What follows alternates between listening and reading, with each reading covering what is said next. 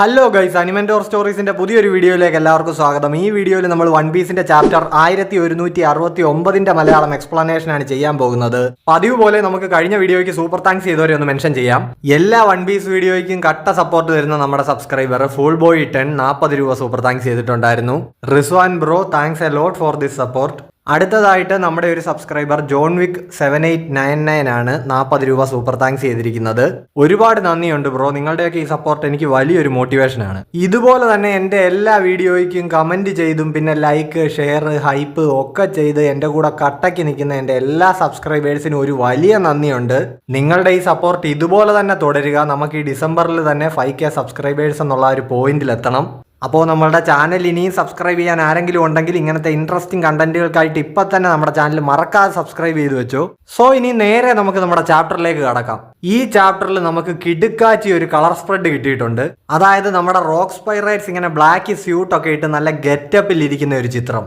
Rocks ആണെങ്കിൽ ഒരു കടുവയൊക്കെ ഇങ്ങനെ തലോടിക്കൊണ്ട് സെൻട്രൽ ഇങ്ങനെ ഇരിക്കുകയാണ്. പിന്നെ നമുക്ക് ക്രൂ മെമ്പേഴ്സ് ആയിട്ടുള്ള Whitebeard, Linlin, Kaido, Shiki, Stussy, Gloriosa, Strussen, captain John, Don Marlon, Ochoko, Gansui, Barbel, Silver Axe Kyo എന്നിവരെയൊക്കെ കാണാം.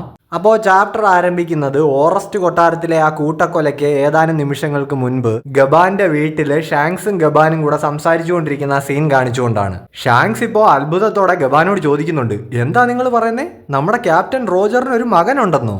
അതേടാ, ഞാൻ ഗാർപ്പിനെ കണ്ടിരുന്നു, ഗാർപ്പാ എൻ്റെ അടുത്ത് വിവരം പറഞ്ഞതെന്ന് ഗബാൻ പറയുന്നു. നേവിയുടെ പിടിയിലൊന്നും പെടാതെ പയ്യൻ നല്ല സേഫായിട്ട് തന്നെ ഇരിക്കുന്നു എന്നും ഗബാൻ പറയുന്നുണ്ട്. ഷാങ്ക്സ് ഇപ്പോൾ ഇത് കേട്ടിട്ട് പറയുന്നുണ്ട്, ആ കൊള്ളാമല്ലോ, അടിപൊളി, അപ്പോൾ അവൻ എനിക്ക് എൻ്റെ കുഞ്ഞനിയനെ പോലെയാണ്. ഗബാൻ ഇപ്പോൾ പറയുന്നുണ്ട്, പിന്നെ അല്ലാതെ നീയും ബഗ്ഗിയൊക്കെ ഞങ്ങളുടെ മക്കളല്ലേടാ, അങ്ങനെ നോക്കുമ്പോൾ റോജറിന്റെ മകൻ എന്ന് പറയുന്നത് നിങ്ങളുടെ അനിയനല്ലേ? ഷാങ്ക്സ് ഇപ്പോൾ ഗബാനോട് ചോദിക്കുന്നുണ്ട്, അവൻ ക്യാപ്റ്റൻ റോജറിന്റെ ചോരയല്ലേ, അപ്പോൾ അടുത്ത ജനറേഷനിലെ പൈറേറ്റ് കിങ് ആവാൻ പോകുന്നത് അവനായിരിക്കുമോ എന്ന്? ഗബാൻ ഇപ്പോൾ പറയുന്നുണ്ട്, അതങ്ങനെ പാരമ്പര്യമായിട്ട് കൈമാറുന്ന ഒരു പട്ടമൊന്നും അല്ലല്ലോടാ, പലപ്പോഴും ഈ ലോകം പിടിച്ചടക്കുമെന്ന് നമ്മൾ പ്രതീക്ഷിക്കുന്ന ആളായിരിക്കില്ല അവസാനം ആ സ്ഥാനത്തെത്തുന്നത്. ഓ, അങ്ങനെയാണപ്പോൾ ആ കാര്യങ്ങളുടെ ഒരു കിടപ്പല്ലേ എന്ന് ഷാങ്ക്സ് ചോദിക്കുന്നു. പിന്നെ അത്ര അൺപ്രഡിക്റ്റബിൾ ആയിട്ടിരിക്കുന്നത് കൊണ്ടല്ലേ ഈ ലോകം ഇത്ര ഇൻട്രസ്റ്റിംഗ് ആയതെന്നും പറഞ്ഞ് ഗബാൻ ചിരിക്കുന്നുണ്ട്. ഇപ്പോൾ നമ്മളെ ഓറസ്റ്റ് കൊട്ടാരം കാണിക്കുന്നു. പഴയ ആ ഒരു ചാപ്റ്ററിൽ കണ്ട പോലെ ഹരാൾഡ് പറഞ്ഞതനുസരിച്ച് ലോക്കിയും ജാർലും അവിടെ എത്തിച്ചേർന്നിട്ടുണ്ട്. അവിടെ ആ സിംഹാസനം ഇരിക്കുന്ന മുറിയിലെ ബഹളമൊക്കെ പുറത്തു നിൽക്കുന്ന കാവൽക്കാർ ശ്രദ്ധിക്കുന്നുണ്ട്. അകത്തിപ്പോ ഹരാൾഡ് പറഞ്ഞതനുസരിച്ച് അങ്ങേരെ ചങ്ങലക്കിടാൻ വന്ന ഒരു ജയന്റിനെ ഹരാൾഡ് വെട്ടി താഴെ ഇട്ടിട്ടുണ്ട്. എന്തിനാണ് തിരുമനസെ നിങ്ങൾ ഇങ്ങനെ ചെയ്യുന്നത്? നിങ്ങൾ ആജ്ഞാപിച്ചത് പ്രകാരമല്ലേ അവൻ നിങ്ങളെ ചങ്ങലക്കിടാനായിട്ട് വന്നതെന്നൊക്കെ ബാക്കി സോൾജിയേഴ്സ് ചോദിക്കുന്നുണ്ട്. ഹരാൾഡ് ഇപ്പോൾ ചിന്തിക്കുന്നുണ്ട്, ഞാൻ എന്തിനാണ് ഇവനെ വെട്ടിക്കൊന്നത്? എന്റെ ശരീരം ഇപ്പോൾ എന്റെ നിയന്ത്രണത്തിലല്ല പ്രവർത്തിക്കുന്നത്. ഇമു ഹരാൾഡിനോട് ആജ്ഞാപിച്ചിരിക്കുന്നത് നിന്റെ വഴിക്ക് തടസ്സമായിട്ട് നിൽക്കുന്ന എല്ലാത്തിനെയും നശിപ്പിച്ചു കളയാനാണ്. സോ അതിന്റെ ആജ്ഞയ്ക്കനുസരിച്ചാണോ എന്റെ ശരീരം ഇപ്പോൾ പ്രവർത്തിക്കുന്നതെന്ന് ഹരാൾഡ് ചിന്തിക്കുന്നു. വാരിയേഴ്സിന്റെ ഒരു ആർമി നീ ഉണ്ടാക്കുക എന്ന് പറഞ്ഞ് ഇമു ഇങ്ങനെ കമാൻഡ് കൊടുത്തുകൊണ്ടിരിക്കുകയാണ്. ഹരാൾഡ് ഇപ്പോൾ ചിന്തിക്കുന്നുണ്ട്, എന്നെ കൊണ്ട് അതിന്റെ ആജ്ഞകളെ ധിക്കരിക്കാൻ കഴിയില്ലേ? അതിന്റെ ആ ഒരു ഇൻഫ്ലുവൻസ് കാരണം എന്റെ ചിന്താശേഷി വരെ മാറാനായിട്ട് പോവാണോ? ഇനി ഞാൻ മരിക്കുന്നതുവരെ ഇതിന് യാതൊരു മാറ്റവും ഉണ്ടാകില്ലേ? അപ്പോൾ ഇവിടുന്ന് അങ്ങോട്ട് ഇനി ഞാൻ ജീവിച്ചിരിക്കുന്ന അത്രയും കാലത്തോളം എന്റെ ഈ രാജ്യത്തിനെ ഞാൻ നശിപ്പിക്കും. എന്റെ ഈ ശരീരം കൊണ്ട് എൽബാഫിന് ഇനി ദോഷങ്ങൾ മാത്രമേ ഉണ്ടാകൂ. എല്ലാം പാഴായിപ്പോയി, ഞാൻ ഇതുവരെ ചെയ്തതെല്ലാം പാഴായിപ്പോയി, എന്റെ 144 വർഷത്തെ ജീവിതത്തിന് ഒരർത്ഥവുമില്ലാതെ ആയിപ്പോയി എന്നൊക്കെ ചിന്തിച്ച് ഹരാൾഡ് വിഷമിക്കുന്നുണ്ട്. എൽബാഫിലെ ജനങ്ങളെ പറ്റിയും പിന്നെ അവിടുത്തെ ആ സ്കൂളും അതേപോലെ തന്നെ ഗവൺമെന്റിന് മുന്നിൽ പോയി നിന്ന് ആ കൊമ്പ് മുറിച്ച സംഭവം ഇതെല്ലാം ഹരാൾഡിന്റെ മൈൻഡിൽ കൂടെ പോകുന്നുണ്ട്. ഈ എൽബാഫ് ഇവിടുത്തെ ജനങ്ങളും വേൾഡ് ഗവൺമെന്റിന്റെ അടിമകളാകാൻ ഞാൻ സമ്മതിക്കില്ല. അതുകൊണ്ട് ഈ പ്രതിസന്ധി മറികടക്കാൻ ഒരേ ഒരു വഴിയേ ഉള്ളൂ, എന്റെ ജീവൻ ഇപ്പോൾ തന്നെ ഇല്ലാതാക്കണം എന്ന് ഹരാൾഡ് ചിന്തിക്കുന്നു. സോ പുള്ളി ഗാർഡ്സിനോട് ഓർഡർ ഇടുകയാണ്, അതായത് എന്റെ നിയന്ത്രണം പൂർണ്ണമായിട്ട് നഷ്ടമാകുന്നതിന് മുൻപ് നിങ്ങൾ എന്നെ കൊല്ലണമെന്ന്. ഗാർഡ്സ് ആണെങ്കിൽ ഇത് കേട്ടിട്ട് ഞെട്ടുന്നുണ്ട്. അതേസമയം തന്നെ അടുത്തുള്ള ഗാർഡ്സിനെ ഹരാൾഡ് അറ്റാക്ക് ചെയ്യുന്നുമുണ്ട്.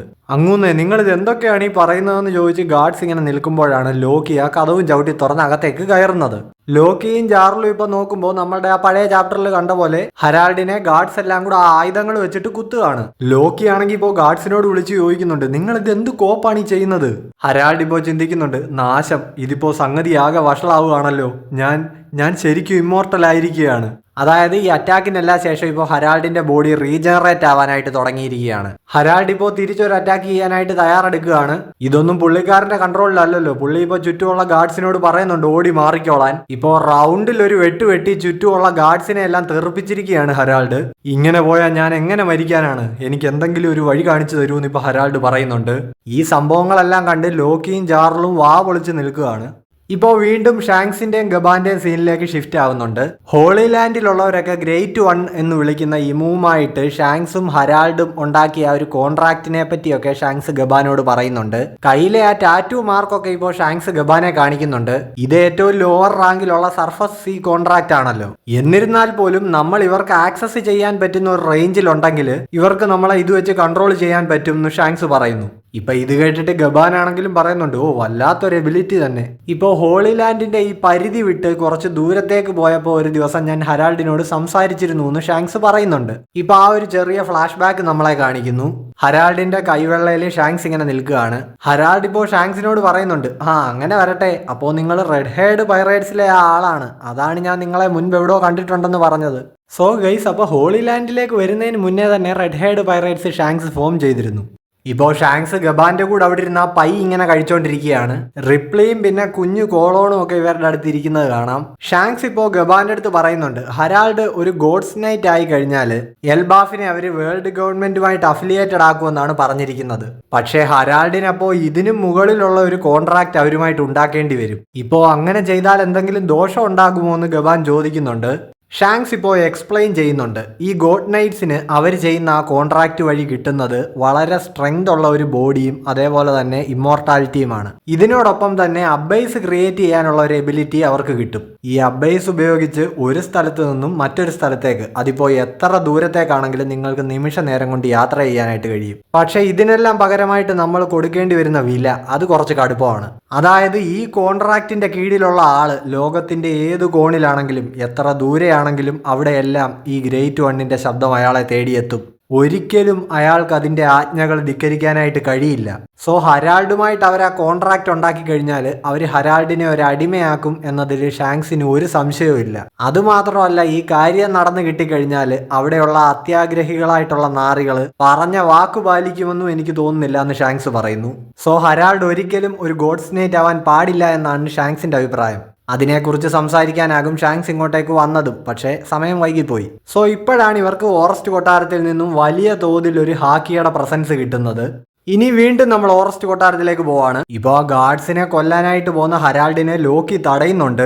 എന്നിട്ട് അവൻ ചോദിക്കുന്നുണ്ട് ഇവിടെ ഇപ്പൊ ഈ നടക്കുന്ന സംഭവങ്ങളിൽ ഏത് കണ്ടിട്ടാ ഞാൻ സർപ്രൈസ്ഡ് ആവേണ്ടത്? ഇത്രയും കുത്തും വെട്ടും ഒക്കെ കൊണ്ടിട്ട് നിങ്ങൾ മരിച്ചില്ല എന്നുള്ളത് കണ്ടിട്ടാണോ, അതോ എന്നെയും ഇവിടെയുള്ള ഈ സൈനികരെയും നിങ്ങൾ കൊല്ലാൻ ശ്രമിക്കുന്നത് കണ്ടിട്ടാണോ? ഇതെവിടുന്നാണ് നിങ്ങൾക്ക് ഇത്രയും അസാമാന്യമായ ശക്തി ലഭിച്ചത്? ജാറുളാണെങ്കിലും ചോദിക്കുന്നുണ്ട് എന്താണ് ഹരാൾഡ് ഈ നടക്കുന്നതൊക്കെ, നിങ്ങളുടെ സ്വബോധത്തിലേക്ക് തിരിച്ചു വരൂ. ഇപ്പോൾ ഒരു സൈനികനാണെങ്കിലും ഓടിച്ചെന്ന് കുറെ ഗാർഡ്സിനെ വിളിക്കുന്നുണ്ട്. പെട്ടെന്ന് ഒരു രാജധാനിയിൽ ഭയങ്കര പ്രശ്നമാണ്. രാജാവിനെ എത്രയും വേഗം തടയണം, അദ്ദേഹത്തിനാകെ നിയന്ത്രണം വിട്ടിരിക്കുകയാണ്. എന്താ അവിടെ ഫൈറ്റ് ആണോ? പെട്ടെന്ന് വാ, ആ നാറി ലോക്കി ആയിരിക്കും ഇതിന്റെ പിന്നിൽ. രാജാവിനെ നമുക്ക് രക്ഷിക്കണം എന്നൊക്കെ പറഞ്ഞുകൊണ്ട് കുറെ ഗാർഡ്സ് ഇപ്പൊ അങ്ങോട്ടേക്ക് ഓടി ചെല്ലുന്നുണ്ട്. അവിടെ ലോക്കിയും ജാർലും കൂടെ ഒരു വിധത്തിൽ ഹരാൾഡിനെ പിടിച്ച് താഴെ വെച്ചിട്ടുണ്ട്. ഇവിടെ എന്തൊക്കെയാണ് ഈ നടക്കുന്നതെന്ന് ഞങ്ങളോടൊന്ന് പറയൂ ഹരാൾഡ് എന്ന് ഇപ്പൊ ജാർലു പറയുന്നുണ്ട്. ലോക്കി ആണെങ്കിലും നടന്നത് എന്താണെന്ന് ചോദിക്കുന്നു. ജാറുൽ സമ, ഒരിക്കലും തിരുത്താൻ പറ്റാത്തൊരു കാര്യം ഞാൻ ചെയ്തു. ഇവിടുന്ന് ഇനി അങ്ങോട്ട് എൻ്റെ മനസ്സ് ശരീരം ഒന്നും എൻ്റെ നിയന്ത്രണത്തിലായിരിക്കില്ല. ലോക്കി, ശ്രദ്ധിച്ച് കേൾക്ക്. ഞാൻ നിന്നോട് ഈ പറയാൻ പോകുന്നത് നീ അതേപടി ചെയ്യണം. ഇവിടെ ഈ കൊട്ടാരത്തിൽ ഇന്ന് എന്താണ് സംഭവിച്ചതെന്നുള്ളത് പൂർണ്ണമായിട്ട് നീ നമ്മുടെ എൽബാഫിലുള്ള ജനങ്ങളോട് പറയണം. ഇവിടെയുള്ള ഈ സൈനികരെയും കാവൽക്കാരെയും എല്ലാം കൊന്നത് ഞാനാണെന്നുള്ളത് നീ പറയണം. എൽബാഫിനെ വേൾഡ് ഗവൺമെന്റിലെ അംഗമാക്കുക എന്നുള്ള ലക്ഷ്യം നേടിയെടുക്കാൻ വേണ്ടിയിട്ട് ഇത്രയും നാൾ ഞാൻ അവര് പറഞ്ഞ കുറെ അധികം വൃത്തികെട്ട ജോലികൾ ചെയ്തിട്ടുണ്ട്. എന്നിട്ട് ഒടുവിൽ ഇപ്പോൾ ഇങ്ങനെ ചതിക്കപ്പെട്ട് നാണം കെട്ട ഒരവസ്ഥയിൽ കിടക്കുന്നു. വേൾഡ് ഗവൺമെന്റിന് യുദ്ധം ചെയ്യാനുള്ള അടിമകളായിട്ട് എൻ്റെ ജനങ്ങളെ വിട്ടുകൊടുക്കേണ്ട അവസ്ഥയിലായി ഞാൻ. ഇപ്പോൾ ഇതെല്ലാം കേട്ടിട്ട് നിങ്ങൾ ചതിക്കപ്പെട്ടു എന്നോ, എന്തൊക്കെയാ നിങ്ങൾ ഈ പറയുന്നതെന്ന് ലോക്കി ചോദിക്കുന്നുണ്ട്. ഹരാൾഡ് പറയുന്നുണ്ട് അതെ, ആദ്യം മുതൽക്കേ എൻ്റെ ആഗ്രഹം സാധിച്ചു തരാൻ അവർക്ക് യാതൊരു ഉദ്ദേശവും ഇല്ലായിരുന്നു. ഗാർഡ്സും ജാർലും ഒക്കെ ഇപ്പൊ ഇങ്ങനെ ഇത് കേട്ടിട്ട് ഞെട്ടി നിൽക്കുന്നുണ്ട്. ഹരാൾഡ് ഇപ്പോൾ ജാറുളിനോടായിട്ട് പറയുന്നുണ്ട്, അതായത് നമ്മളുടെ ഈ എൽബാഫിൽ രഹസ്യമായിട്ട് സൂക്ഷിച്ചിരിക്കുന്ന ആ നിധി, ആ ലെജൻഡറി ഡബിൾ ഫ്രൂട്ട് കഴിക്കാൻ ലോക്കിയെ അനുവദിക്കണം. എന്തൊക്കെയാ നിങ്ങൾ ഈ പറയുന്നതെന്ന് ജാറുൾ ചോദിക്കുന്നുണ്ട്.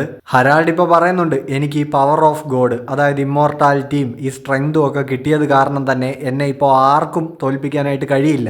ഇതിങ്ങനെ മുന്നോട്ട് പോയാൽ എൽബാഫിനെ വേൾഡ് ഗവൺമെന്റ് അവരുടെ അടിമയാക്കും. അതെന്റെ സ്വപ്നത്തിന് വിപരീതമായിട്ടുള്ള കാര്യമാണ്. അതുകൊണ്ടാണ് ഞാൻ പറഞ്ഞത്, ഈ എൽബാഫിന്റെ ചരിത്രത്തിലെ ഏറ്റവും മോശപ്പെട്ട ഒരു രാജാവാണ് ഞാൻ. അങ്ങനെയുള്ള എന്നെ നിന്റെ ഈ കൈകൊണ്ട് കൊന്നിട്ട് ഈ എൽബാഫിന്റെ ഭരണം നീ ഏറ്റെടുക്കണം ലോക്കി. എന്നിട്ട് ഈ ജനങ്ങളോട് നീ പറയണം അവരുടെ രാജാവായിരുന്ന ഹരാൾഡ് ഒരു വിഡ്ഢിയായിരുന്നു എന്ന്. അങ്ങനെയുള്ള എന്നെ കൊന്ന് നീ പേര് നേടണം. മരണശേഷം എന്നെപ്പറ്റി ജനങ്ങൾ എന്ത് ചിന്തിക്കുമെന്നുള്ളതൊന്നും എനിക്ക് വിഷയമല്ല. ഇപ്പോൾ നമ്മളുടെ മുന്നിൽ ഏറ്റവും പ്രധാനം ഈ എൽബാഫിന്റെ ഭാവിയാണ്. അതുകൊണ്ട് നീ ഞാൻ പറഞ്ഞത് സമ്മതിക്കില്ലേ എന്ന് ചോദിച്ചിട്ട് ഹരാൾഡ് പൊട്ടിക്കരയുന്നുണ്ട്. ലോക്കിക്കാണെങ്കിൽ ഇപ്പൊ ഈ ഹരാൾഡ് പറഞ്ഞതെല്ലാം കൂടെ പ്രോസസ്സ് ചെയ്തെടുക്കാൻ പോലും പറ്റുന്നില്ല. നിങ്ങളിത് എന്തറ്റം വരെയാണ് ഈ പറഞ്ഞു പോകുന്നതെന്ന് അവൻ ഹരാൾഡിനോട് ചോദിക്കുന്നു.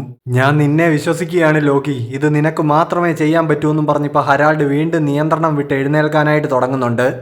ഹരാൾഡ് ഇപ്പോൾ വീണ്ടും എഴുന്നേറ്റിട്ട് ഗാർഡ്സിനെയൊക്കെ വെട്ടി തൂക്കി എറിയാണ്. ഗാർഡ്സിന് ഒന്നും ഹരാൾഡിന്റെ അടുത്ത് പിടിച്ചു നിൽക്കാനേ പറ്റുന്നില്ല.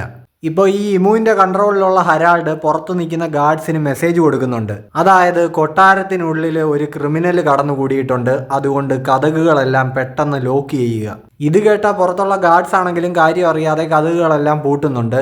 പെട്ടെന്നിപ്പോൾ ഒരു ഗാർഡ് ഹരാൾഡിന്റെ കഴുത്തിലൂടെ ഒരു ആയുധം കുത്തി ഇറക്കുന്നുണ്ട്. നിങ്ങൾക്ക് സ്വന്തം സൈനികരെ ഇങ്ങനെ കൊല്ലാൻ എങ്ങനെ മനസ്സ് വന്നു? നിങ്ങളിപ്പോ ഞങ്ങളുടെ രാജാവായിട്ടുള്ള ഹരാൾഡ് അല്ല എന്നവൻ പറയുന്നുണ്ട്. ഇപ്പൊ ആ കഴുത്തിൽ ഇറക്കിയ വാളും പിന്നെ അവനെയും കൂടെ ചേർത്ത് പൊക്കി എടുത്തുകൊണ്ട് ഹരാൾഡ് പറയുന്നുണ്ട്, ഞാനിപ്പോഴും ഹരാൾഡ് തന്നെയാടാ, പക്ഷെ ഞാൻ അനുസരിക്കുന്നത് ആ ഗ്രേറ്റ് വണ്ണിന്റെ ആജ്ഞകളാണ്. ഹരാൾഡിന്റെ ആ കഴുത്തിലെ മുറിവ് ഇപ്പോൾ വളരെ പെട്ടെന്ന് റീജനറേറ്റ് ആവുന്നുണ്ട്. പുള്ളി ഇപ്പോൾ ആ കയ്യിലിരിക്കുന്ന ഗാർഡിനെ വലിച്ചെറിഞ്ഞുകൊണ്ട് പറയുന്നുണ്ട്, നിന്നെ ഒറ്റ ഒരെണ്ണത്തിനെ പോലും ഞാൻ ഇവിടുന്ന് ജീവനോടെ പുറത്തു വിടില്ല. ഈ കൊട്ടാരത്തിൽ ഇന്ന് എന്താണ് നടന്നതെന്ന് പുറത്തൊരു കുഞ്ഞു പോലും അറിയില്ല. അതിന് ഞാൻ അനുവദിക്കില്ല. അങ്ങോട്ടേക്ക് ഓടി വരുന്ന ഗാർഡ്സിന്റെ അടുക്ക ഇപ്പോൾ അവിടെ വീണ് കിടക്കുന്ന ഒരു സോൾജിയർ പറയുന്നുണ്ട്, എല്ലാവരും തിരിച്ചോടി പൊക്കോന്ന്. ഇപ്പൊ അയാളുടെ തല ചവിട്ടി മെതിച്ചുകൊണ്ട് ഹരാൾഡ് മുന്നോട്ട് വരികയാണ്. ഞാൻ ഈ രാജ്യം ഇമൂസമയ്ക്ക് കാഴ്ചവെക്കാൻ പോവുകയാണെന്ന് ഹരാൾഡ് പറയുന്നു. ജാറുൾ ഇപ്പോൾ ലോക്കിയെ എടുത്ത് പെട്ടെന്നാകട്ടെ ലോക്കി എന്ന് വിളിച്ചു പറയുന്നുണ്ട്. നമ്മൾ നോക്കുമ്പോൾ ലോക്കി ആ ട്രഷർ ബോക്സ് ഇരിക്കുന്നിടത്തേക്ക് ഓടുകയാണ്. അവൻ ഇങ്ങനെ ചോദിക്കുന്നുണ്ട്, അതായത് ഞാൻ ആ ഡബിൾ ഫ്രൂട്ട് കഴിക്കേണ്ട ആവശ്യം എന്താ? അത് കഴിച്ചാൽ പിന്നെ എന്റെ നീന്താനുള്ള കഴിവ് പോകില്ലേ? അതേപോലെ അച്ഛന്റെ സ്വഭാവവും ആകെ മൊത്തത്തിൽ അങ്ങ് മാറിപ്പോയി എന്നൊക്കെ അവൻ പറയുന്നുണ്ട്. ഹരാൾഡ് ഇപ്പോൾ ലോക്കിയോട് വിളിച്ചു പറയുന്നുണ്ട്, അത് കഴിക്കരുത് ലോക്കി, ആ ഫ്രൂട്ട് എനിക്ക് അവകാശപ്പെട്ടതാണ്. നിങ്ങൾ തന്നെയല്ലേ കുറച്ച് മുന്നേ അതെന്നോട് കഴിക്കാൻ പറഞ്ഞതെന്ന് ഇപ്പൊ ലോക്കി വിളിച്ചു പറയുന്നുണ്ട്. ഈ ഒരു അവസ്ഥയിൽ നീ ആ ഡബിൾ ഫ്രൂട്ട് കൂടി കഴിച്ചാ ഈ ലോകം അവസാനിക്കും ഹരാൾഡ് എന്ന് പറഞ്ഞുകൊണ്ട് ഇപ്പൊ ജാറുൾ ഹരാൾഡിനെ പിന്നിൽ നിന്ന് കുത്തുന്നുണ്ട്. ലോക്കി ഒരു കാരണവശാലും ഹരാൾഡിന്റെ കയ്യിൽ ആ ഫ്രൂട്ട് എത്തരുതെന്നും ജാറുൾ വിളിച്ചു പറയുന്നുണ്ട്. ഹരാൾഡ് ഇപ്പോൾ പെട്ടെന്ന് തിരിഞ്ഞിട്ട് അയാളുടെ കയ്യിലിരുന്ന വാള് ജാറുളിന്റെ തലയിലേക്ക് തറച്ചു കയറ്റുന്നുണ്ട്. ജയൻസ് ഒക്കെ ഇത് കണ്ടിട്ട് ജാറുൾ സമാന്ന് വിളിച്ച് അലറുന്നുണ്ട്. നിങ്ങൾ പണ്ട് എനിക്ക് തന്ന ആ പ്രശസ്തമായ വാള് ഞാൻ നിങ്ങൾക്ക് ദാ മടക്കി തന്നിരിക്കുന്നു ജാറുൾ എന്നിപ്പോ ഹരാൾഡ് പറയുന്നുണ്ട്. ഇപ്പോ ഓടിപ്പോകുന്ന ലോക്കിയെ നോക്കിയിട്ട് ഹരാൾഡ് പറയുന്നു, ആ ഡബിൾ ഫ്രൂട്ടും ഞാൻ കഴിക്കും, റാഗ്നിറും ഞാൻ സ്വന്തമാക്കും. അതുകൊണ്ട് അതൊന്നും കൈക്കലാക്കാൻ നിന്നെ ഞാൻ അനുവദിക്കില്ല എന്നും പറഞ്ഞിപ്പോ ലോക്കിയുടെ പുറകെ ഹരാൾഡ് ഓടുന്നുണ്ട്. ഓടാനെ ഇപ്പോൾ ഷാങ്സും ഗബാനും എത്തിയിട്ടുണ്ട്. രണ്ടുപേരും ഹരാൾഡിനെ അറ്റാക്ക് ചെയ്യുന്നു. താഴെ കിടക്കുന്ന ജാറുൾ ആണെങ്കിൽ ഇപ്പോ ഗബാൻ എന്ന് വിളിക്കുന്നുണ്ട്. ഇപ്പോ ഗബാൻ ചോദിക്കുന്നുണ്ട്, ജാറുൾ നിങ്ങൾക്ക് എന്തായി പറ്റിയേ?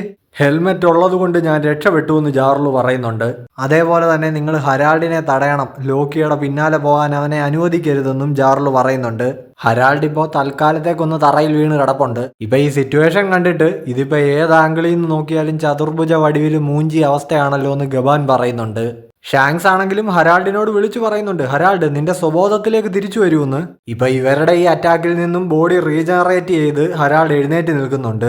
എന്നിട്ട് അങ്ങേര് ഷാങ്സിനോട് പറയുന്നുണ്ട്, അതായത് മരണമില്ലാത്ത ഒരു ബോഡി കിട്ടുക എന്ന് പറയുന്നത് അത് വല്ലാത്തൊരു ഫീലിംഗ് ആണെന്ന്.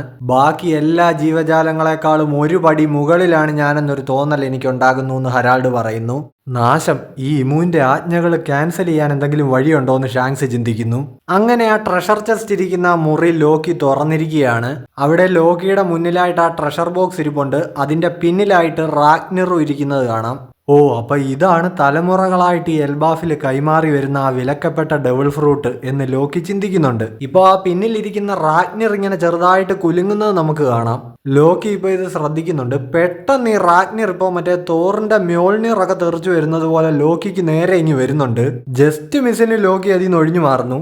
ഗെഗ് ഗെഗ് എന്നൊരു ചിരിയൊക്കെ ഇങ്ങനെ മുഴങ്ങി കേൾക്കുന്നുണ്ട്. ഇപ്പോ ആരായി അറ്റാക്ക് ചെയ്തതെന്ന് ആലോചിച്ച് ലോക്കി വണ്ടറടിച്ച് നിൽക്കുന്നിടത്ത് നമ്മുടെ ഈ ചാപ്റ്റർ അവസാനിക്കുകയാണ്. അപ്പോൾ കിഡിലിനൊരു ചാപ്റ്റർ ആയിരുന്നു. അടുത്ത ആഴ്ച ബ്രേക്ക് ആണ്. ഓടയുടെ ബ്രേക്ക് അല്ല, മാഗസിൻ ബ്രേക്ക് ആണ്, ക്രിസ്മസ് ഒക്കെ ആയതുകൊണ്ട്. സോ അപ്പോൾ എൻ്റെ എക്സ്പ്ലനേഷൻ എല്ലാവർക്കും ഇഷ്ടപ്പെട്ടു എന്ന് കരുതുന്നു. ഇഷ്ടപ്പെട്ടാൽ നിങ്ങൾ ലൈക്ക്, ഷെയർ, ഹൈപ്പ്, കമന്റ് ഒക്കെ ചെയ്തൊന്ന് സപ്പോർട്ട് ചെയ്യുക. പിന്നെ നമ്മുടെ ചാനൽ എല്ലാവരും സബ്സ്ക്രൈബ് ചെയ്തു. കാര്യം 5K സബ്സ്ക്രൈബേഴ്സ് നമുക്ക് ഉടനെ ക്രോസ് ചെയ്യണം. അപ്പോൾ ഓക്കെ ഗൈസ്, എല്ലാവർക്കും എൻ്റെ ഹൃദയം നിറഞ്ഞ ക്രിസ്മസ് ആശംസകൾ ഇപ്പോൾ തന്നെ പറയുന്നു. നെക്സ്റ്റ് വീഡിയോ ആയിട്ട് വീണ്ടും കാണുന്നവരേക്കും ബൈ ബൈ.